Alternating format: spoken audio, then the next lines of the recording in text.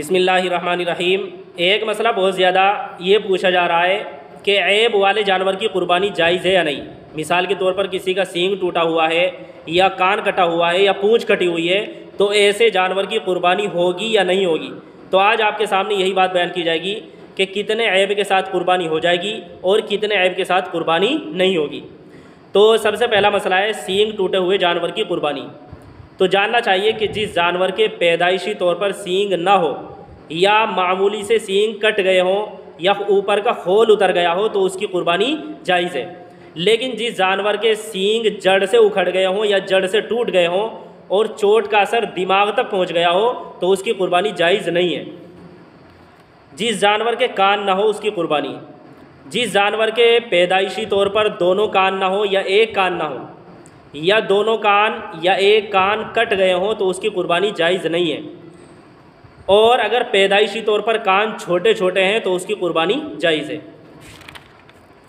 کان کٹے ہوئے جانور کی قربانی، جس جانور کا کان تہائی یا تہائی سے زیادہ کٹا ہوا ہو اس کی قربانی جائز نہیں ہے، لیکن اگر کان تہائی سے کم کٹا ہے تو اس کی قربانی جائز ہے۔ تہائی کا مطلب یہ ہوتا ہے کہ اگر مثال کے طور پر کان 6 انچ کا ہے تو اس کا تہائی ہوگا 2، تو اگر 2 انچ سے کم کٹا ہے تو اس کی قربانی جائز ہے، اور اگر 2 انچ یا 2 انچ سے زیادہ کٹا ہے تو اس کی قربانی جائز نہیں ہوگی۔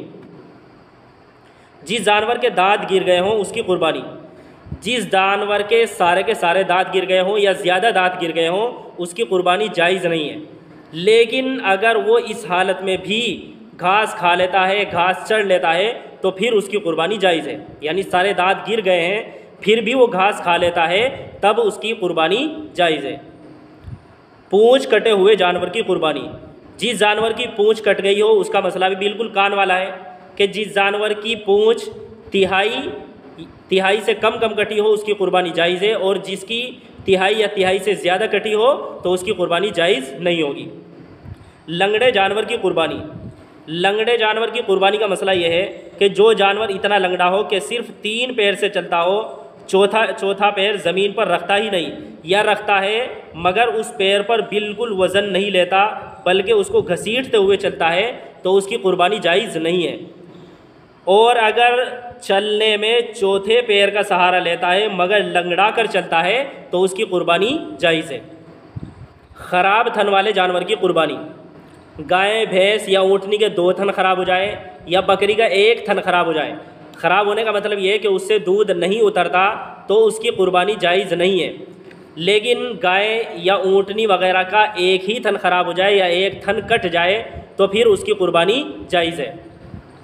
بالکل کمزور اور لاغر جانور کی قربانی جائز نہیں، جو جانور اتنا دبلا پتلا اور کمزور ہو کہ اس کی ہڈیوں میں گودا تک نہ رہا ہو تو اس کی قربانی جائز نہیں ہے، اور اگر اتنا دبلا پتلا نہ ہو تو پھر اس کی قربانی جائز ہے۔ لیکن یاد رکھنا چاہیے کہ قربانی کا جانور جتنا موٹا تازہ ہو اس کی قربانی اتنا ہی بہتر ہے۔ جس جانور کے بال نہ ہو اس کی قربانی، جس جانور کے بال کاٹ لیے گئے ہوں یا وقت سے پہلے اس کے بال جھڑ گئے ہوں تو اس کی قربانی جائز ہے، شرط یہ ہے کہ وہ موٹا تازہ ہو اور تندرست ہو۔ جس جانور کے 5 تھن ہو یا 5 ٹانگیں ہو اس کی قربانی کرنا جائز نہیں ہے۔ جو بکرا پیشاب پیتا ہو اور اس کے گوشت میں سے بدبو آنے لگے تو اس کی قربانی کرنا مکروہ ہے۔ اس کا مسئلہ یہ ہے کہ بکرے کو کچھ دن کے لیے اس طرح باندھ دیا جائے کہ وہ اپنا پیشاب نہ پی سکے۔ جب اس کو اس طرح باندھ دیا جائے کچھ دنوں کے لیے اور اس کے گوشت میں سے بدبو آنی بند ہو جائے تو پھر اس کی قربانی کرنا مکروہ بھی نہیں رہے گا۔ بانجھ جانور کی قربانی کرنا جائز ہے، یعنی جس جانور سے بچے پیدا نہیں ہوتے اس کی قربانی کرنا بھی جائز ہے، لیکن چوری کیے ہوئے جانور کی قربانی کرنا جائز نہیں ہے۔ اگر کسی نے چوری کیے ہوئے جانور کی قربانی کی تو قربانی کا وجوب اس کے ذمے سے ساقط نہیں ہوگا۔ اندھے جانور کی قربانی، یہ مسئلہ سمجھ لینا چاہیے کہ جو جانور دونوں آنکھوں سے یا ایک آنکھ سے اندھا ہو اس کی قربانی کرنا جائز نہیں ہے، یا اس کی دونوں آنکھوں سے یا ایک آنکھ سے بہت ہی کم نظر آتا ہے تو اس کی قربانی کرنا بھی جائز نہیں ہے۔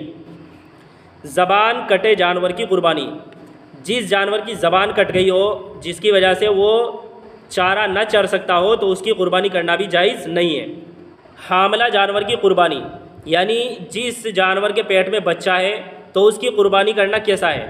تو دیکھنا چاہیے کہ اگر پیدائش کا وقت قریب ہے تو پھر اس کی قربانی کرنا مکروہ ہے، لیکن اگر کسی نے کر لی تو قربانی ہو جائے گی۔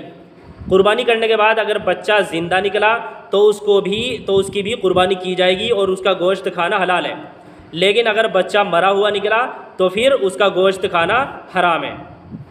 خصی جانور کی قربانی، خصی جانور کی قربانی کرنا جائز ہے، بلکہ افضل اور بہتر ہے۔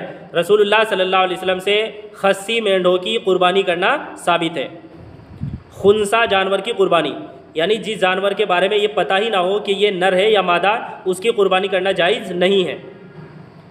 نجاست خور جانور کی قربانی، جو جانور صرف اور صرف نجاست اور گندگی کھاتا ہو، اس کے علاوہ کچھ نہ کھاتا ہو، تو اس کی قربانی جائز نہیں ہے۔ اسی طرح جنگلی جانور جیسے ہرن اور نیل گائے ہیں، چاہے ان کو آدمی اپنے گھر کے اندر پالے تب بھی ان کی قربانی کرنا جائز نہیں ہے۔ اب آخر میں دو مسئلے اور سمجھیے۔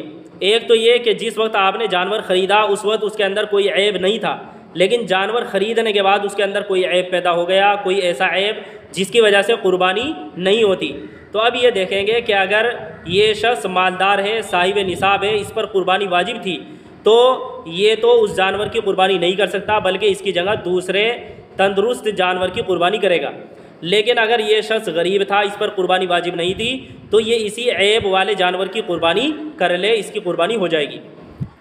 دوسرا مسئلہ یہ کہ جانور پہلے تو صحیح سالم تھا، لیکن جب اس کو ذبح کرنے کے لیے آپ نے گرایا تو گراتے وقت اس کے اندر اگر کوئی عیب پیدا ہو جائے تو اس میں کوئی حرج نہیں ہے، اس کی قربانی کرنا جائز ہے۔ ان کے علاوہ بھی قربانی کے بہت سارے مسائل ہیں۔